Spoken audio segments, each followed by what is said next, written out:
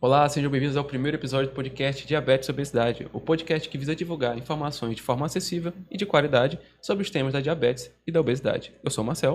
E eu sou Luísa, e juntos apresentaremos esse podcast. Sigam-nos no Instagram, @podcast Diabetes e Obesidade. E antes de conversar com a nossa convidada de hoje, queremos apresentar o projeto para vocês, né, Marcel? Isso mesmo, Luísa. Bom, para quem não está sabendo o que é isso aqui, esse é um projeto de extensão da Universidade Federal do Maranhão, né? Podcast Diabetes e Obesidade. É um projeto que foi concebido ali pela Liga de Diabetes e Obesidade da UFMA e depois foi lapidado e abraçado pelo professor da UFMA e também coordenador do nosso projeto, o professor Arlan. É um podcast que visa divulgar informações de forma acessível sobre o tema da diabetes e obesidade. É isso aí. Agora vamos receber a nossa convidada muito especial. Obrigada por ter aceitado o convite, doutora. Obrigada também. É a doutora Fernanda Costa. Ela é especialista, fez residência em clínica médica em endocrinologia. Ela é da área de educação em diabetes e políticas públicas ligadas ao diabetes. Então, eu sou Fernanda Tomé, né? Eu sou endocrinologista, clínica geral. Eu trabalho aqui em São Luís, né? No serviço público e faço o programa de educação e controle de diabetes do Estado, né? A política de educação em diabetes. E, além disso, eu faço a parte assistencial de endocrinologia no Hospital Carlos Macieira, dentro de um ambulatório geral e um ambulatório de endocrinologia pós-Covid, que é um ambulatório muito interessante. Então, essas são as minhas principais áreas de atuação, além de dar aula na universidade privada e também trabalhar em consultório privado. Mas no serviço público eu faço isso. Bom, doutora, para a gente começar aqui de forma bem ampla, né? Eu imagino que nossos ouvintes já tenham ouvido falar dessas palavras, obesidade, diabetes conhecida aí como uma doença do açúcar no sangue, mas de forma resumida, se puder explicar para a gente o que seria a obesidade e a diabetes? Então, diabetes é uma doença crônica, né? Ou seja, no momento em que você faz diagnóstico, você vai permanecer com essa doença para o resto da vida. Existem, claro, casos em que a pessoa pode ter uma regressão da doença com dieta e atividade física, mas, via de regra, é uma doença crônica que você faz o diagnóstico e precisa conviver com ela ao longo da vida. Então, ela faz parte, tanto a obesidade quanto a diabetes, do grupo das doenças crônicas não transmissíveis, né? Então, diabetes é uma doença que é caracterizada por uma marca registrada, que é a hiperglicemia. Porém, a via pela qual isso acontece define os tipos de diabetes. O diabetes tipo 2 é o principal tipo de diabetes, né, em que 90% da população é diagnosticada com diabetes tipo 2. Tem a ver com uma história familiar de diabetes e outras comorbidades que podem acontecer junto com o diabetes tipo 2, no caso, obesidade, hipertensão, dislipidemia, dentre outras coisas. O diabetes tipo 2 é uma doença que é conhecida por uma diminuição na secreção da insulina e uma resistência à ação dessa insulina que é produzida já em pequena quantidade. Então, a insulina ela é produzida em pequena quantidade, né, numa quantidade menor do que nos indivíduos que não têm diabetes, e essa insulina que é produzida, ela não consegue exercer seu papel metabólico na sua totalidade. Isso se chama resistência à insulina. Então, ela não consegue, por uma ação no seu receptor, agir de forma ótima, excelente, né? Então, a gente tem esse defeito no trabalho da insulina. Então, esse diabetes tipo 2, né? O diabetes tipo 1, e isso leva à hiperglicemia. E o diabetes tipo 1, né, que é o outro tipo mais prevalente, que ocorre em 10% da população, porém, depois da pandemia de Covid-19, houve um acréscimo do número de diagnósticos de diabetes tipo 1 em todas as idades, principalmente nas crianças e adolescentes. Provavelmente o vírus foi um gatilho, né, para isso. E o diabetes tipo 1 ocorre por um mecanismo, alguns diabéticos tipo 1, existe um mecanismo de autoimunidade, né? Reconhecido, em que o próprio organismo passa a produzir autoanticorpos contra as células beta, contra a insulina. Então, são autoanticorpos que vão mediar a destruição das células beta pancreáticas e a pessoa passa a não ter mais insulina no organismo. Então, a pessoa com diabetes tipo 1, ela antigamente era conhecida como dependente de insulina, e hoje não. A gente não usa mais essa nomenclatura, mas a pessoa com diabetes tipo 1, ela precisa de insulina para viver. Então, o único tratamento para o paciente com tipo 1 é a insulina de reposição, porque ele não tem mais insulina circulante no organismo. E por isso ele vai ter hiperglicemia. Outros tipos de diabetes menos frequentes, que são diabetes gestacionais, diabetes tipo LADA, que é um diabetes que aparece na idade adulta, e o diabetes que é o tipo MOD, são tipos menos frequentes e que a gente não tem tanta expressão na saúde pública. Falo do LADA e do MOD, porque o diabetes gestacional é bem frequente também durante a gestação, né? E a obesidade, quando a gente vai... A gente faz diagnóstico de obesidade quando a gente faz o cálculo do IMC, né? Ou da circunferência abdominal. Então, a obesidade é uma doença também crônica, não transmissível, poligênica, tem vários genes envolvidos, em que a pessoa tem um peso, né, acima da sua... Um peso que vai um pouco além da sua área corporal, vamos dizer assim, né? O IMC é maior do que 30, né? Então, é uma doença associada ao diabetes, porque pessoas com diabetes tipo 2, elas tendem a ter sobrepeso e obesidade. Então, são doenças que andam em paralelo e que a gente trata conjuntamente. Tratar a pessoa com tipo 2 e que é obesa envolve tratar a obesidade, né? Basicamente isso. Certo, doutora. E aí, na nossa prática, a gente vê que geralmente o tipo 1 é descoberto mais jovem, o tipo 2 tende a ser associado com o sobrepeso. A diabetes gestacional também está associada ao sobrepeso. A senhora pode falar um pouco sobre o perfil de cada paciente? Posso. Então, paciente diabético tipo 2, né? Só um parêntese. A gente nem usa mais isso de falar paciente diabético, né? Por algum motivo, a gente fala pessoa com diabetes tipo 2, né? Pessoa com diabetes tipo 1. Certo. Bom, então vamos lá. A pessoa com diabetes tipo 2, né? Ela pode, inclusive, não ter sintoma no diagnóstico. Então, muitas pessoas, né? Até quase a metade da população com diabetes tipo 2, ela desconhece que ela tem diabetes, né? Então, ela pode fazer diagnóstico no exame de rotina, como, por exemplo, no exame de admissão para um trabalho, né? Ou no exame periódico de um trabalho. Uma glicemia aleatória, fez diagnóstico a pessoa, o que é, inclusive, Luísa, é uma coisa difícil da gente falar assim, olha, você tem diabetes. Não, mas eu não sinto nada. Sim. Né? É difícil de convencer isso. Ou em pessoas que têm uma glicemia levemente alterada. Então, o ponto de corte de glicemia normal é até 99. Vamos lá. Uma paciente que tenha uma glicemia de 102 não é nenhuma glicemia de diabetes, porque o ponto de corte é maior ou igual a 126, nem normal, que o ponto de corte é 99. Então, 102 fica numa zona cinza em que eu, na maioria das vezes, considero como pré-diabetes. Sim. Porém, o pré-diabetes é um diagnóstico de exclusão, porque você só faz diagnóstico de pré-diabetes depois que você faz uma curva glicêmica, fazendo uma sobrecarga de destrose com 75 gramas, e atualmente até mudou o critério diagnóstico, a gente já pode fazer com 1 hora e faz diagnóstico de diabetes já. De pré-diabetes e de diabetes. Então, assim, a pessoa com diabetes tipo 2, ela pode ter diabetes sem sintoma nenhum. Né? Então, esse perfil de paciente é o seguinte, é um paciente que geralmente tem uma história familiar, um familiar com diabetes tipo 2 em primeiro grau, né?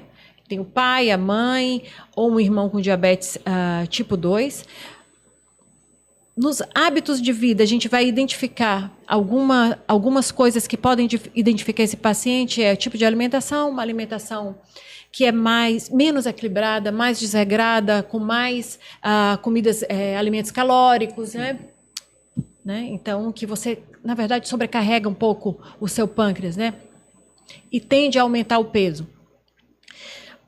É um paciente que pode ser, então, sobrepeso e obeso, hipertenso, dislipidêmico, já tem outras comorbidades, né? E faz um diagnóstico de diabetes. Então, esse paciente, esse é o perfil de paciente tipo 2, que pode acontecer em qualquer idade, né? Inclusive em criança e adolescente.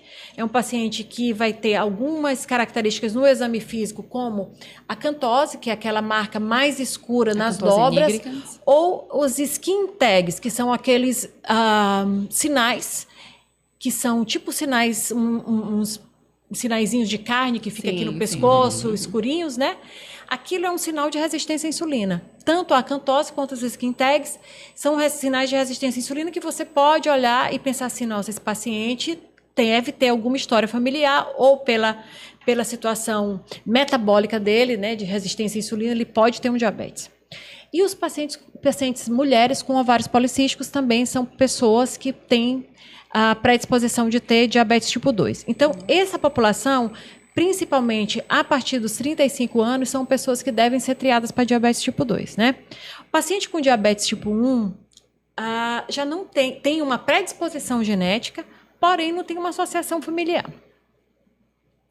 Então, outro parêntese, eu que atendo muito pessoa com diabetes. Existem muitas vezes casos, ontem mesmo eu atendi uma mãe que ficou diabética tipo 1 após a filha ficar diabética tipo 1. Então, o gatilho para uma pessoa desenvolver essa autoimunidade, destruir as células beta-pancreáticas e fazer um quadro de diabetes tipo 1 são diversos, como o vírus, né? E também situações emocionais. A gente vê bastante, né? Pessoas que, de alguma forma, fizeram um sofrimento dessa glândula por causa de forte emoção, depressão, situações de perda, separação, e não falo só de separação de casal, mas separação, por exemplo, a pessoa que vai embora de uma cidade, deixa um trabalho muito importante, que fica com um certo vazio, né? De alguma maneira, a gente acaba associando isso ao disparo do quadro de diabetes tipo 1. Então, o diabetes tipo 1, a pessoa, ela é impossível ela não ter sintoma, porque ela passa a ter uma insulinopenia. Ela tem as células beta destruídas, ela tem uma certa reserva, que é a fase que a gente chama de lua de mel, mas ela tem uma insulinopenia. Então, os sintomas insulinopênicos são perda de peso, aumento do apetite. Apesar dela comer mais, ela vai continuar perdendo peso, desidratação, as polis, que a gente chama poliúria, polifagia e polidipsia, que é o aumento da frequência urinária, aumento da sede e o aumento do número de vezes que a pessoa vai se alimentar. Além disso, sintomas indiretos da hiperglicemia são visão borrada, fadiga, cansaço. Então, é uma criança ou um adolescente que tem esse quadro e que geralmente abre o quadro com uma complicação aguda do diabetes tipo 1, que é a cetoacidose diabética. Então, apesar de serem doenças que são extremamente prevalentes, a gente ainda vê pessoas com dificuldade de diagnóstico, que chega no pronto-socorro diversas vezes e é confundido com outras coisas e retarda muito o não fazer uma glicemia, pelo menos a glicemia capilar, para fazer diagnóstico, né? E o diabetes gestacional é aquela pessoa que tem uma história de diabetes tipo 2, engravida, faz um quadro de diabetes durante a gestação, né? E que no final da gestação, depois do parto, na grande maioria das vezes o quadro se resolve, a pessoa não tem mais diabetes depois do parto. Nossa. Porém, ela tem uma chance muito alta ao longo da vida de ter diabetes tipo 2, mesmo 10 anos depois do parto. Então, uma mulher que, mesmo que ela não diga para você que ela teve diabetes gestacional, por falta de conhecimento, de informação, mas se você pergunta para ela se ela teve um filho macrossômico com um peso maior do que 4 quilos, você já infere que ela teve um diabetes gestacional e tem diabetes tipo 2 por causa disso. Então, o perfil de pacientes é esse. Doutora, a senhora falou bastante sobre a questão da insulina, glicemia, esses termos assim, mas por acaso algum ouvinte nosso não saiba o que quer dizer isso? A senhora poderia explicar pra gente o que é a insulina, qual é o papel dela? Sim. Então, a maioria das pessoas pensa na insulina no frasquinho, né? Ou na caneta, né? Essa é a insulina, que é a insulina para um tratamento do diabetes tipo 1 ou tipo 2, né? Porque em alguma fase da vida, a pessoa com diabetes tipo 2, ela pode nunca precisar de insulina para o tratamento, mas ela pode precisar. Então, essa insulina que eu estou falando em termos de fisiopatogenia é a insulina produzida pelo nosso pâncreas. Então, o pâncreas é um órgão endócrino, tem uma função endócrina e uma função exócrina, né? Que é a função A endócrina é a produção de insulina e glucagon. E a exócrina é a função dentro do nosso metabolismo durante a digestão, né? Então, o pâncreas, ele tem uma parte do pâncreas, que são as ilhotas de Langerhans, né, que tem as células alfa produtoras de glucagon e as células beta produtoras de insulina. A insulina é um hormônio, como eu falei, é um hormônio anabólico, que tem envolvimento no crescimento, tem envolvimento em algumas coisas, como o pico ovulatório, né? Nas pessoas com ovários policísticos, a insulina é importante para o pico ovulatório. E dentro do metabolismo dos carboidratos, a insulina, em termos bem gerais, uma linguagem muito simples, é o hormônio que abre a porta da célula para o açúcar entrar. Então, esse açúcar, não falo do açúcar de açucareiro, o açúcar que é produzido depois do processo digestivo, né, a glicose, ela é absorvida e aí ela vai para o sistema sanguíneo, né, para a circulação, e então a circulação através dos vasos sanguíneos ela é distribuída pelo corpo para ser usado como fonte de energia. Porém, se ela vai chegar nas células dos olhos, do cabelo, do coração, do fígado, enfim, do cérebro, para ela entrar nessa célula, a insulina tem que abrir a porta. Então, eu faço sempre uma analogia quando eu estou explicando para um paciente, ou para um familiar, ou mesmo para algum aluno meu. Se ela abre a porta total, ela está exercendo sua função metabólica completa. Se ela abre a porta pela metade e deixa açúcar na circulação e parte do açúcar entra na célula, ela está favorecendo uma hiperglicemia, né? O açúcar alto no sangue chama hiperglicemia. Então, quando a insulina não exerce seu papel metabólico, lembra que eu falei da resistência à insulina? É isso, ela não abre a porta da célula toda para o açúcar entrar. Ela deixa a porta entreaberta, então fica muito açúcar no vaso sanguíneo. Então, a insulina é esse hormônio que é produzido na célula beta-pancreática e tem uma ação no metabolismo dos carboidratos, que é abrir a porta da célula para essa glicose entrar e ser usada como fonte de energia para o nosso organismo. Perfeito, doutora. Então, nós vemos que geralmente o sobrepeso está um pouco associado com a diabetes tipo 2, mas para além do sobrepeso, quais são os fatores de risco que contribuem para que uma pessoa possa desenvolver esse tipo de diabetes? Sobrepeso, obesidade, né? E aquilo tudo que eu falei que eram os fatores de risco. Hipertensão, dislipidemia, uso crônico de corticoide, ovários policísticos, sedentarismo, Sim. alimentação inadequada, né? Não equilibrada, uma alimentação que precisa ser balanceada com um uso racional de carne vermelha, carboidratos, evitar bebidas açucaradas, né? Então, uma alimentação que tem o contrário disso, rica em bebidas açucaradas, fast food, muito carboidratos, frituras, né? Muita carne vermelha, favorece também o aparecimento do diabetes tipo 2. O diabetes tipo 1, Marcelo e Luísa, não tem muito... O que predispõe o diabetes tipo 1? Uma loteria. Não é aleatório, é uma loteria. Sim. Doutora, e a questão, por exemplo, assim, a senhora falou da diabetes tipo 2, que às vezes ela pode apresentar alguns sintomas, às vezes não, a diabetes tipo 1 às vezes já apresenta mais sintomas, né? Mas, por exemplo, esse paciente diabético tipo 2 ou pré-diabético, como é que ele pode descobrir que ele tem diabetes, sendo que ele não sente nenhum sintoma? Como é que acontece esse rastreio? Então, o rastreio, ele deve acontecer com a informação, que é o que nós estamos fazendo aqui, né? Então, divulgar uma informação responsável é o principal incentivo para o rastreio. Então, essa pessoa que se identifica depois de escutar um podcast desse ou de uma leitura numa fonte responsável, se identifica como predisposto a ter diabetes tipo 2, ele precisa fazer uma glicemia de jejum pelo menos uma vez por ano. Se ele tiver a glicemia alterada, ele deve procurar esclarecimento diagnóstico, né? Então, o rastreio é isso.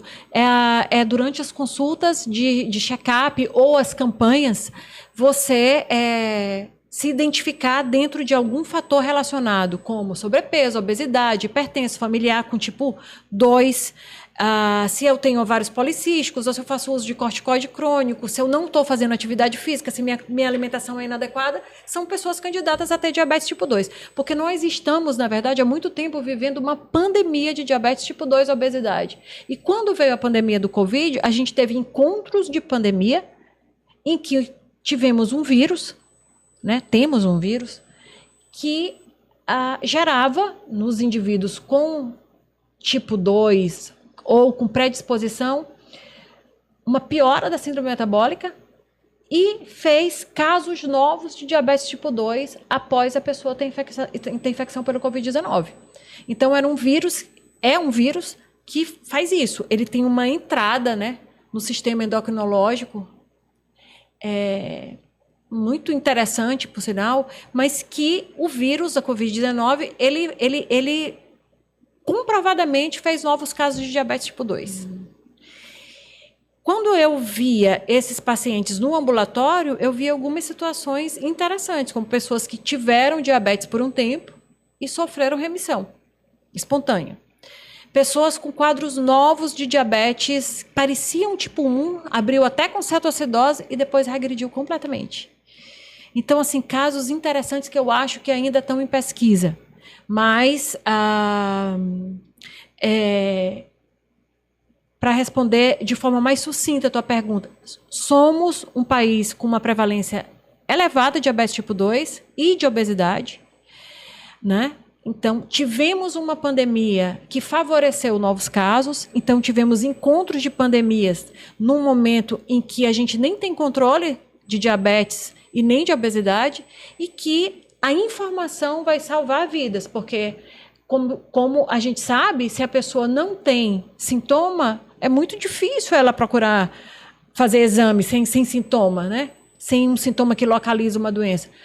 Porém, é necessário que, se você se encontra em uma situação de risco, você faça pelo menos uma vez por ano uma glicemia de jejum. Doutora, e muita gente falou aqui sobre predisposição, sobre possibilidade, mas assim, como é que um paciente, um ouvinte nosso, pode ter certeza que ele tem o diagnóstico de diabetes? Quais são os exames que ele pode fazer e como é que é a vista do médico para isso? O que o médico procura para fechar esse diagnóstico de diabetes? Tá. Então, uma glicemia de jejum e um exame chamado hemoglobina glicada. Fração A1C, principalmente. Então, a glicemia de jejum normal, até 99. A glicemia, para ser considerada diabetes, maior ou igual a 126. Com sintomas, pelo menos 2 vezes de repetição. E a glicada, o normal é até 5,6, uma glicada de risco a partir de 5,7 e uma glicada de diabetes maior ou igual a 6,5%. Qualquer dúvida diagnóstica, a partir desses exames que eu estou falando, esse paciente, para uma necessidade de um exame chamado curva glicêmica, chama GTTO, que é um exame em que você faz uma sobrecarga de açúcar e você provoca o pâncreas da pessoa. Então, aquele caso que é assintomático e que parece na glicemia de jejum levemente alterado, quando eu provoco o pâncreas, ele pode responder com uma resposta de diabetes. Então, é um diabetes que ainda está subclínico, porém, ele já deveria estar sendo tratado. Por quê? A pessoa, quando ela tem essa situação em que ele não é diagnosticado e ele tem diabetes, ele está deixando solto uma doença que está oscilando, né, ao longo das 24 horas, uma glicemia que está oscilando e que está fazendo lesão em órgãos que são considerados órgãos-alvos, órgãos mais sensíveis ao açúcar, como olhos, rim, os nervos, as artérias, né, e cérebro e coração, principalmente. Então, as pessoas com diabetes, elas têm 4 a 5 vezes mais chance de ter infarto e AVC. É uma das causas de cegueira que é evitável. E uma das causas de doença renal terminal que é evitável também.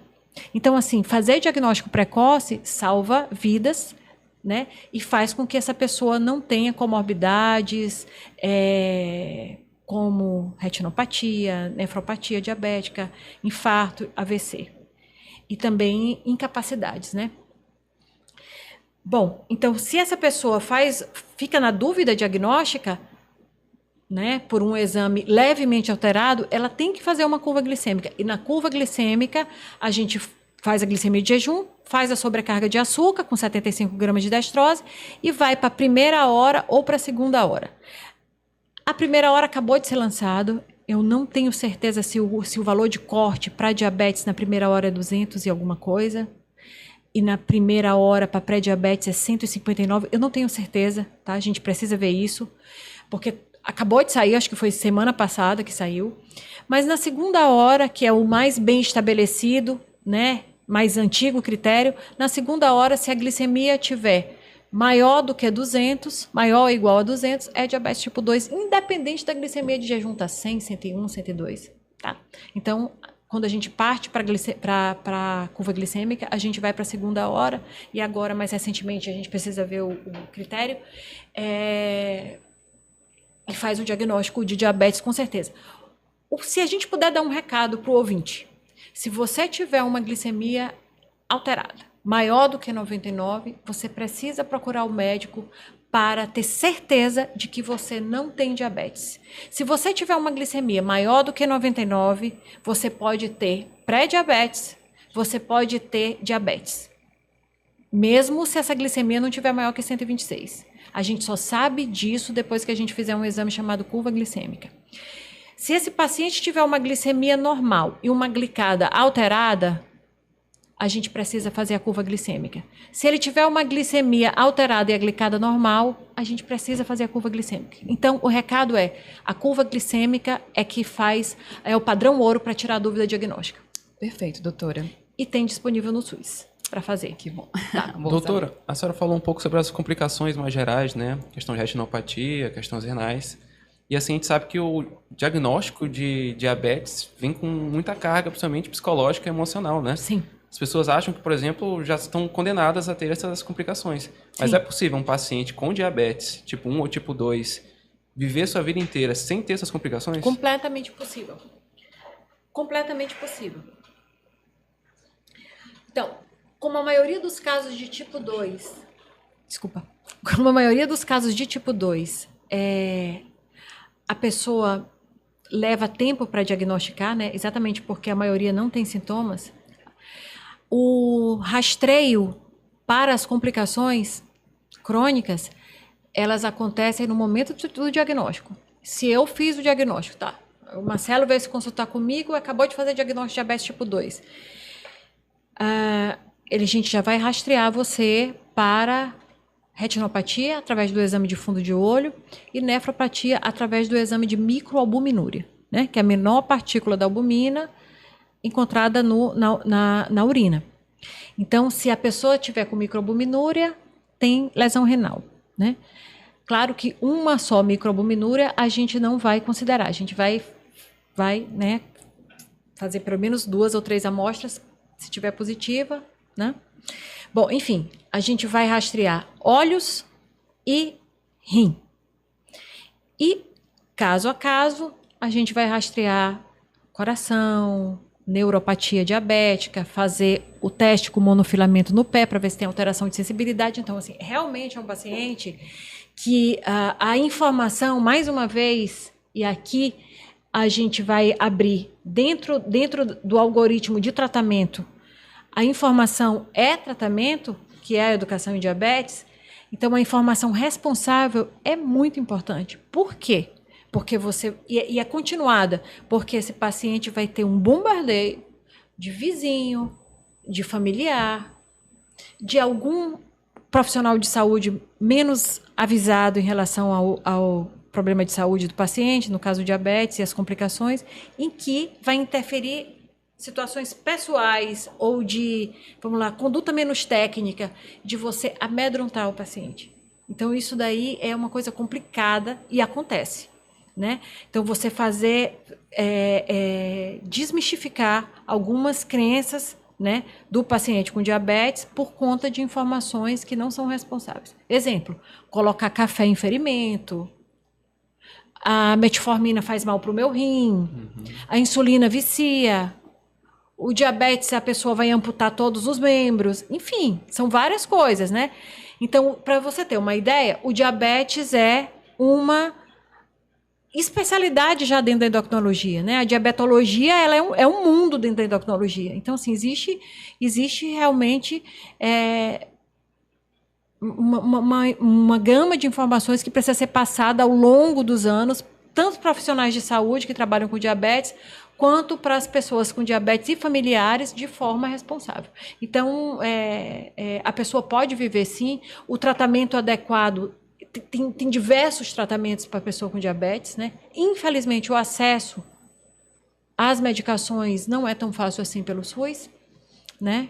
São medicamentos, os melhores medicamentos são medicamentos que têm um preço alto e que nem todos são disponíveis através de protocolos administrativos. Existe alguns que já estão disponíveis, mas que, assim, limitados, né? Idade, alguns parâmetros laboratoriais, porque realmente não tem como abarcar. Então, bom seria se a gente investisse nas políticas públicas preventivas, né? De forma realista, né? Efetiva, em que as pessoas tivessem mais informações sobre alimentação saudável, que aqueles programas de educação física, de atividade física dos bairros, fossem todos os bairros, né? Enfim, prevenir mais do que remediar, né? Mas, assim, quando a gente fala de remédios, nós somos ainda um sistema único de saúde que temos insulina na farmácia popular, insulina nos postos de saúde, né?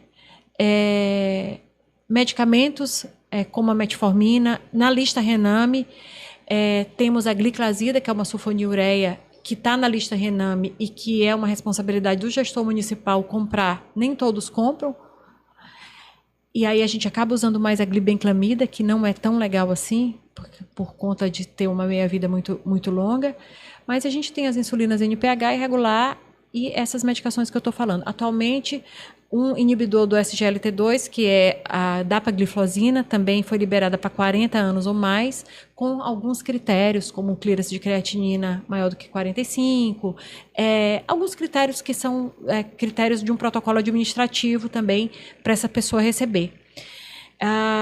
E as insulinas, que são as insulinas de alto custo, que são os análogos de insulina, que é a insulina Glargina, Degludec e as ultra rápidas, também são disponíveis no SUS para toda pessoa com diabetes tipo 1, diabetes tipo LADA, está totalmente disponível. A pessoa tem direito a receber.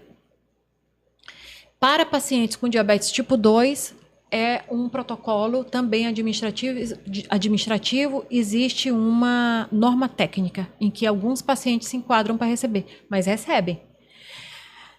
Além disso, existe uma lei federal, que é a Lei 11.347, de setembro de 2006. E essa lei, ela prevê que a pessoa com diabetes, ela deve receber seus medicamentos e insumos para aplicação e automonitoração glicêmica. Isso também acontece. Então, o município, ele é responsável pela distribuição para esses pacientes que usam insulina de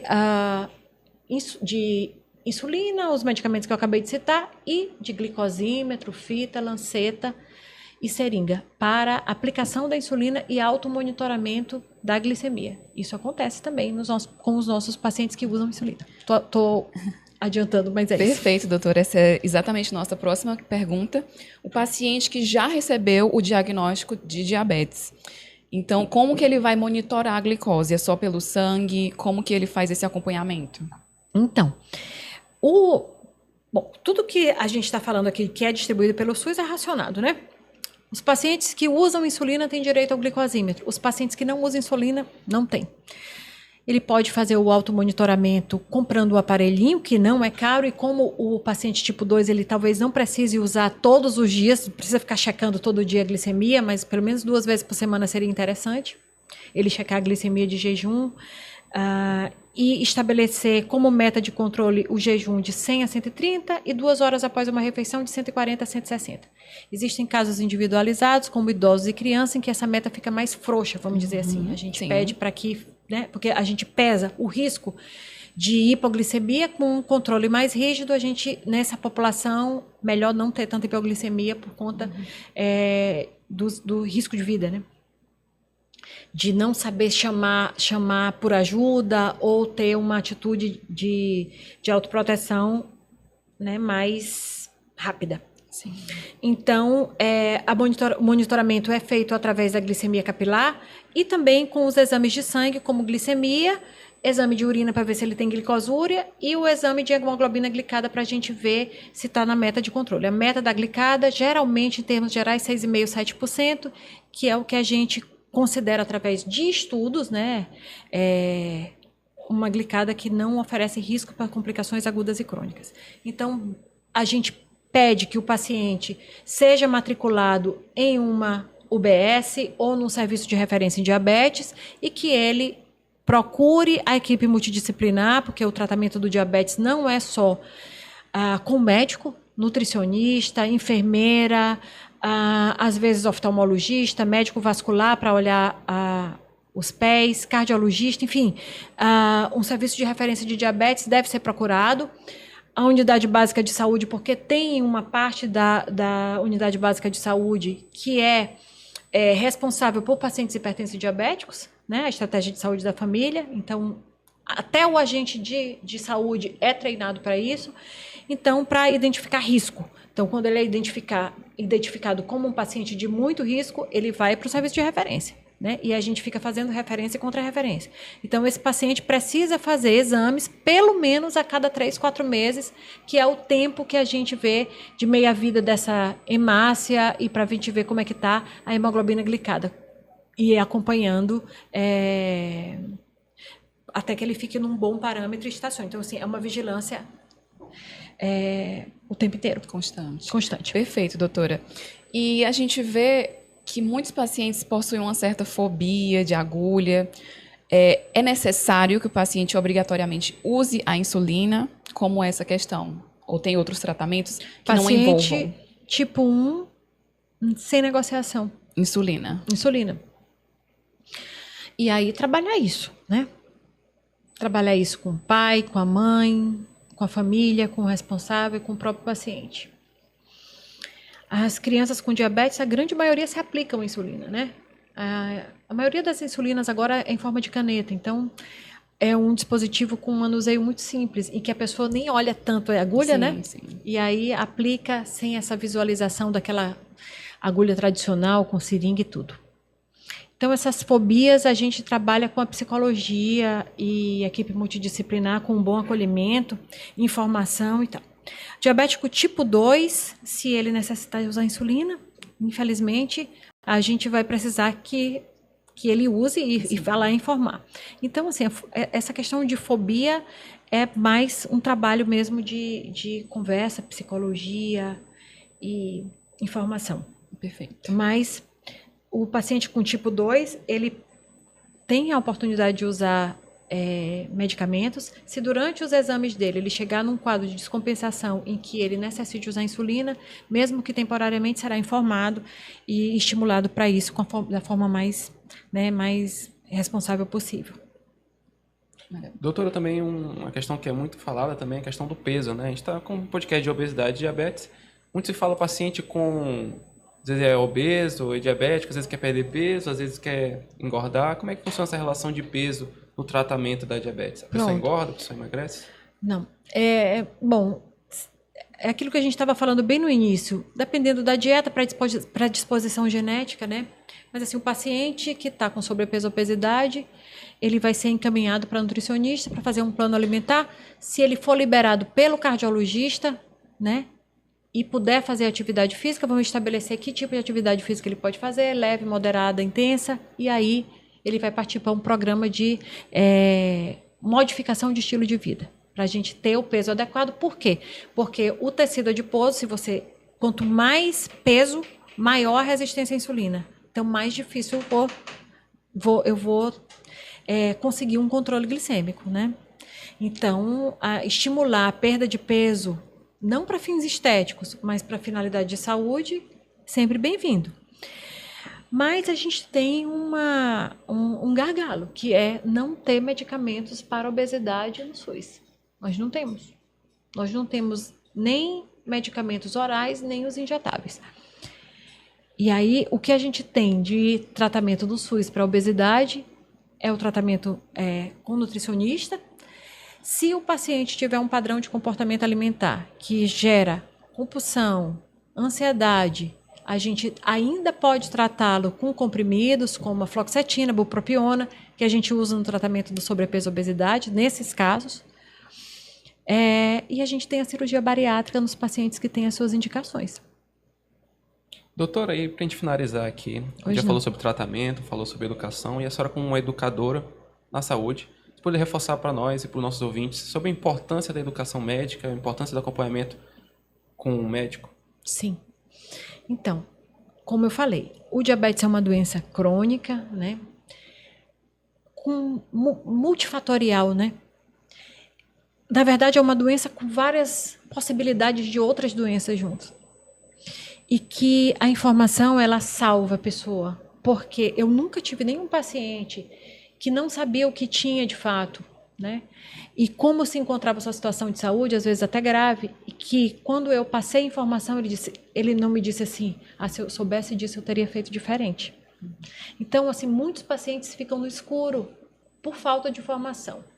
Não acho, Marcelo, que isso é algo que seja assim, que a gente tenha que ter uma atitude paternalista. Aí eu vou tomar conta do paciente, eu tenho que suplicar para esse paciente se tratar. Não acho que seja assim, mas eu acho que é responsabilidade do profissional de saúde que alguns temas em medicina sejam de domínio de todas as profissões.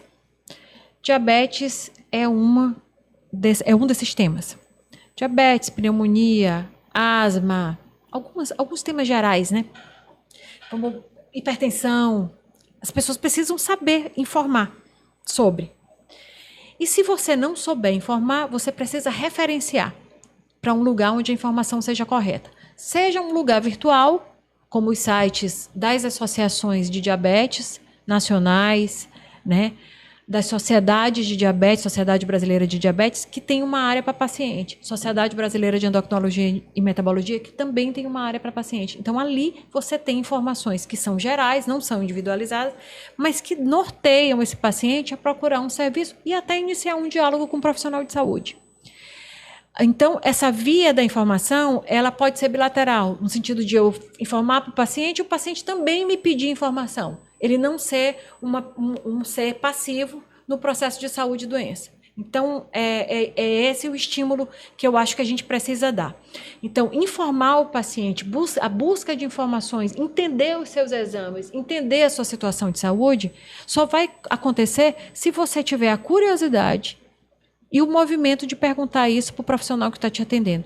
Seja ele médico, seja ele enfermeiro, seja ele psicólogo, nutricionista, dentista. Então, todos os profissionais envolvidos no atendimento podem te dar uma informação responsável ou te referenciar. Então, assim, no momento em que você faz diagnóstico ou tem dúvida de diagnóstico, você precisa perguntar. E daí, se você não se satisfizer com as respostas que você está tendo, você tem que mudar de lugar de atendimento. Você tem que procurar alguém que te atenda, mas nunca abandonar o tratamento, nunca deixar de fazer os exames, nunca deixar de se cuidar, né? E de procurar uma informação que seja responsável, porque isso realmente salva vidas. Salva vidas, previne incapacidades, previne absenteísmo, porque uma coisa eu posso te falar, se uma pessoa com diabetes, ela sofre uma amputação, ou ela passa a fazer diálise, ou ela fica cega, ela não vai mobilizar, ela não vai ficar com essa situação só com ela. O sofrimento não vai ser individual. Esse sofrimento é um sofrimento da família inteira e mobiliza a família inteira. Então, assim, é algo para ser pensado e propagado. Por isso, parabenizo a iniciativa de vocês. Obrigada, doutora. Tá bom? Obrigada também. Nós queremos agradecer a sua presença e esperamos que os ouvintes tenham aprendido tanto quanto nós. E queríamos lembrá-los de seguir nosso Instagram e nos seguir no Spotify também, @podcast Diabetes e Obesidade. Muito obrigada, doutora. Também. Eu agradeço, fico à disposição. Até o próximo episódio. Tá bom, tchau, tchau. Até mais, pessoal.